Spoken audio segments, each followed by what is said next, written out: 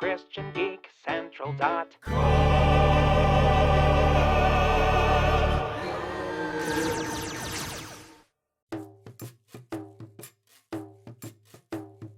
Do you like games? I like games. Do you like games too? I like games too.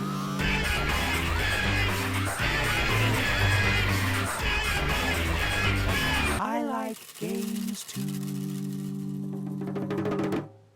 Hey, I'm Peter Franson from ChristianGeekCentral.com and Spirit Blade Productions. Still in the thick of E3, and this time I want to talk about my reactions to what would be, for me, the highlights from the software company press conferences. You know, EA, Ubisoft, and Square Enix. My notes are a little bit out of order, so I'm gonna go in a strange order. I'm gonna start with Square Enix. Sorry, Enix. I recently learned that it's pronounced Enix, not Enix. Sorry, I gotta rewire my brain from, I don't know, like a decade or two of thinking Enix.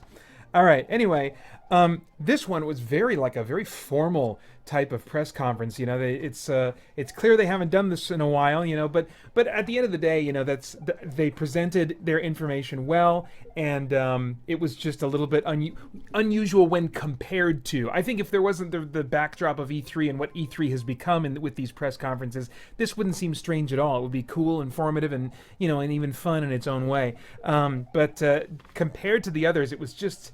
Oh, it felt like awkward, and there was like a podium, and the first guy who opened up the conference was fairly wooden, and these guys, and you can't blame them. These guys are like, they're just software guys in suits, and stuff, and but it just like.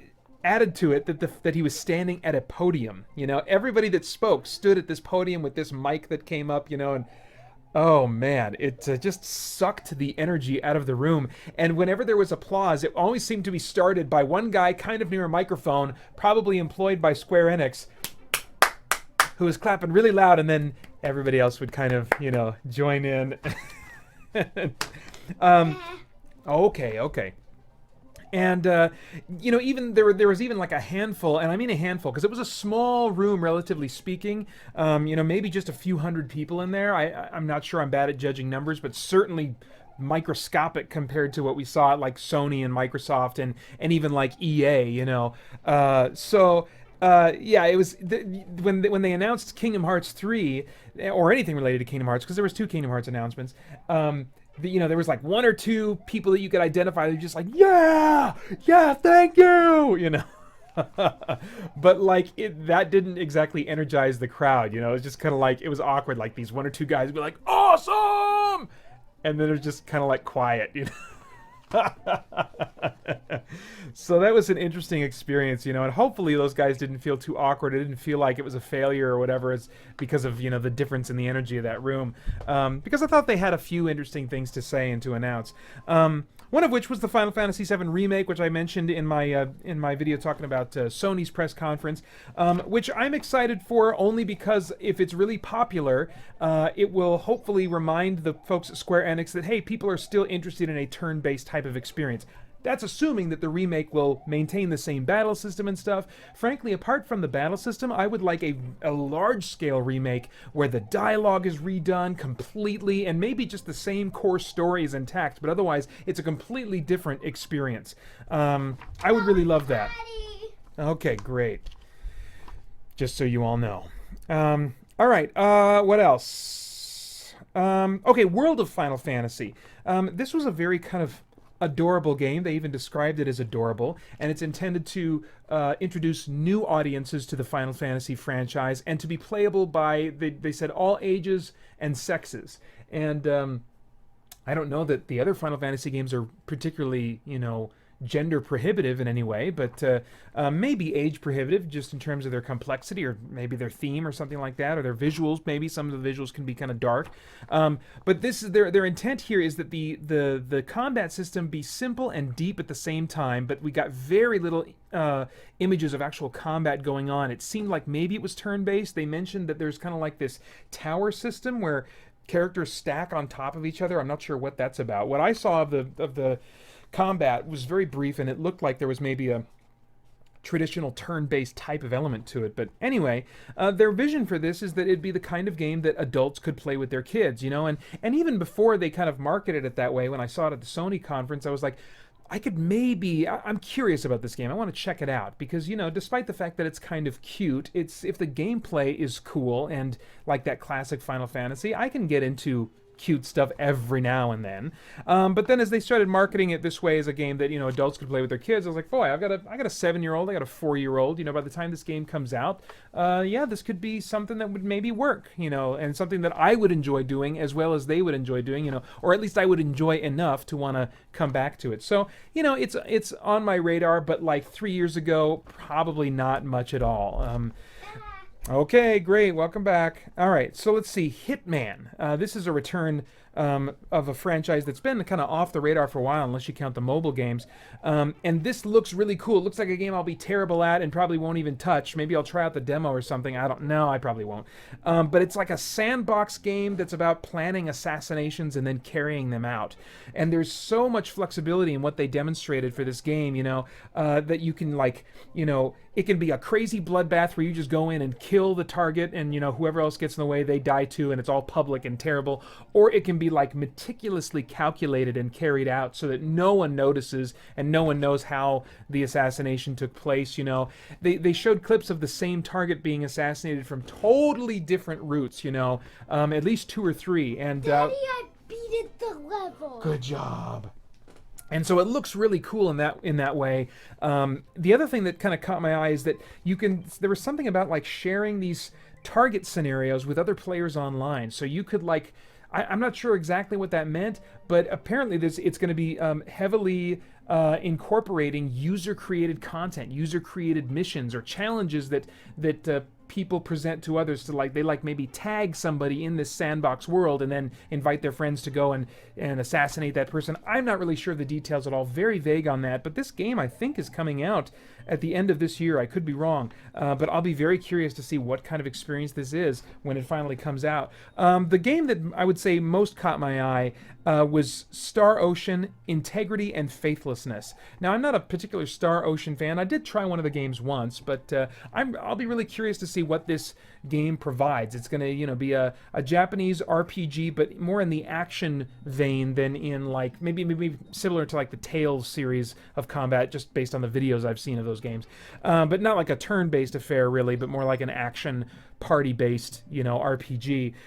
It's going to be released in 2016 for PS4, and they're describing it as being in the model of a good old JRPG. So I'm very curious as to what kind of experience they're going to create there. And they're also attempting to break away from JRPGs are movies, you know.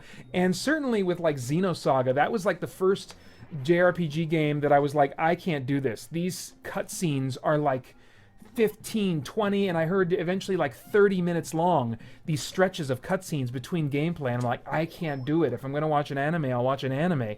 And so this is an effort to really kind of break from those stereotypes and really integrate seamlessly, they described it, the exploration, the combat, and kind of the cutscenes and stuff. So I'll be really curious to see what that ends up being like. Then, of course, Deus Ex: Mankind Divided was featured very well in the conference. I love the look of that world. I played some of Human Revolution, a good, you know, I don't know, 3-4 hours of that game, and enjoyed it, but eventually I realized, you know, I think to really do well in this game, for my crappy skill set, I would have to go stealth. And instead of, you know, guns blazing, I think my reflexes just aren't good enough for the challenge level that tactic involves.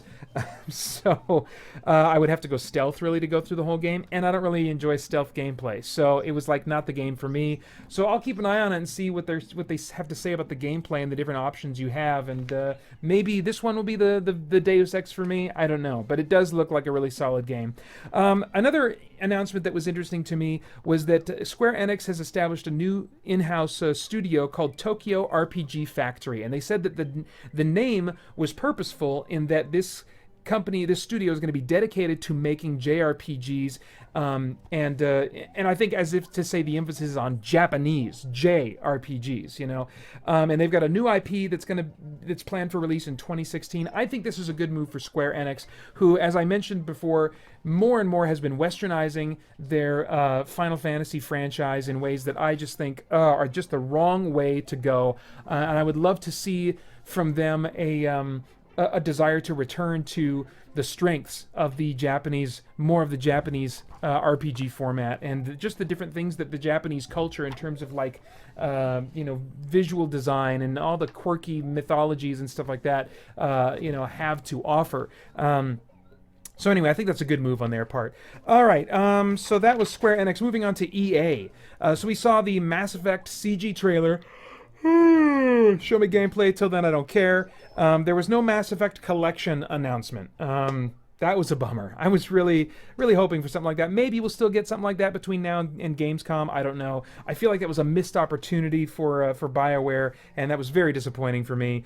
There was a cool HD face scan technology where you could take this phone app, scan your face, and they'll put it on your character in a game. But you know what game that was for? NBA Live. I'm like, that is wasted technology. I mean, yes, I suppose everybody on some level plays video games so that they can imagine themselves in that world. But when I think of sports games, I think that, they're not nearly about immersing yourself in a game world the same way as, like, say, an open world sandbox RPG like Fallout or Skyrim is. And, you get those choices in many of those open world games to just modify the character's face and stuff. And so many times I was like, I'm not even going to try to make my own face because I can't figure out how to do what I want to do with these things. And it would be so much more convenient to just have a face scanner if I wanted to put myself in a game to do that. Oh, it looked like it worked really well, but I'm just like, this is wasted technology. Wasted. Anyway. And then, of course, we can't escape Star Wars. I didn't want to see any Star Wars, but I knew that was way too much to ask for. Star Wars, the world, the year of Star Wars. The world of Star Wars. It feels like that these days. So they announced a CCG for mobile devices. I'm like, okay, whatever. Moving on. The producer of... Mirror's Edge. This was an interesting part of the EA conference. Producer of the Mirror's Edge Catalyst, the new game, says of the game world, who will save us from our oppressors? Who will save us from ourselves? And I thought that was really interesting because you don't often hear any kind of recognition that we require saving, that we are self-destructive beings, and that we require rescue for the things that we choose to do to ourselves that are self-destructive. I mean, that is what Jesus came into the world to do, to save us from each other and to save us from ourselves. But very rarely is there an acknowledgement of that we need any kind of saving from ourselves. We might say, well, such and such corporation or government entity or whatever religious organization, they're evil, and we would be better off if someone would come and just clean the world of those other people. But there's very rarely a recognition that, we are destroying ourselves. We are self-destructive, and we need to be rescued and fixed from our broken condition. So that was just a little interesting kind of bloop on my radar as I was watching the EA conference. Mirror's Edge Catalyst is marketed as having no levels or loading screens. And that's what I have wanted to see coming into this current generation of consoles. I want to see the end of load screens, this generation of consoles. And it looks like they're going to do it with Mirror's Edge Catalyst, which could be very cool with this big open world city. I would love to see that. Hold on one second. I would love to see that in Fallout. Come on, Fallout. In all the demos we saw for Fallout, there were no loading screens, but that doesn't mean there are not loading screens. They may have just conveniently, showed us little slices of the game that wouldn't require viewing any loading screens. So I'm like, oh, come on, Fallout. No loading screens. That would be amazing. All right. What do you need? That level that I was in is too tricky where Mario is. Oh, okay. Well, when I'm done recording, maybe I'll try to help you finish it, okay? All right. And lastly, Ubisoft.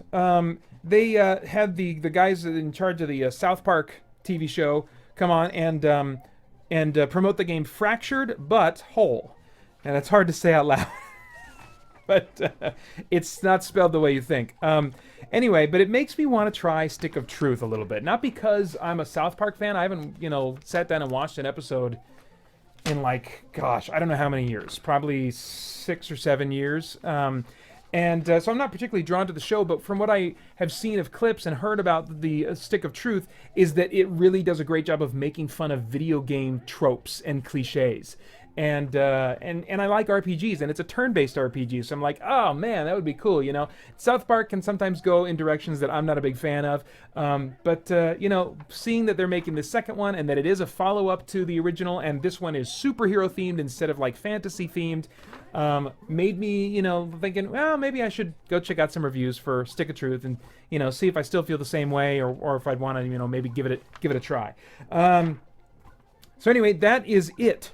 That's it. Those are my kind of like highlights for me. I'm sure that there were some things that really excited you that did not excite me. So let me know what those things are in the comments. And then stay tuned for at least one more video of just kind of like game highlights for me as I watch videos of demos and stuff like that different press outlets are going to put out for the rest of this week. And then I'll give you my highlights on at least a few games probably. So stay tuned for that. And in the meantime, I hope you go on by ChristianGeekCentral.com and join us there as we continue to geek out and seek the truth.